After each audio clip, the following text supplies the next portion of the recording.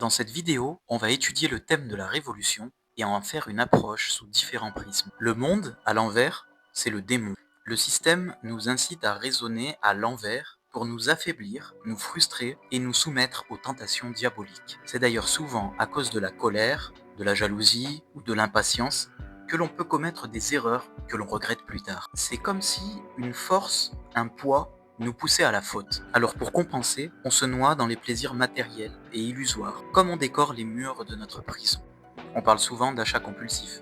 Mais quand on comprend que ce raisonnement et ces pratiques sont favorables à ceux qui nous dominent sur le plan matériel en tout cas, le travail peut commencer. Et si la révolution, la vraie révolution, n'avait rien à voir avec tout ce que l'on peut nous proposer de manière générale, à travers les manifestations, la casse, les guerres, la violence. Imagine si l'on inverse les choses pour reprendre le contrôle et que l'on s'encourage dans notre humanité non pas à accumuler et à acheter, mais à se débarrasser et à donner la matière qui nous agglutine. Et si l'on mesurait la richesse d'un homme non pas à son capital, ni à son patrimoine, mais à ce qu'il a donné tout au long de sa vie, et qu'on le récompensait par une noble reconnaissance. En attendant, critiquer et dénoncer ceux qui nous dominent va finalement engendrer l'inverse en nous, à savoir nous remplir de colère, de frustration et nous inciter à nous comparer encore plus.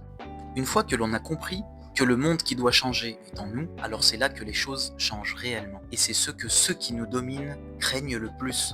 Et c'est d'ailleurs pour ça qu'ils remplissent nos vies par le matériel, la distraction et les polémiques superficielles. Mais toi alors, est-ce que tu penses que le monde peut changer par une révolution qui n'est pas physique ? Donne-moi ton avis en commentaire.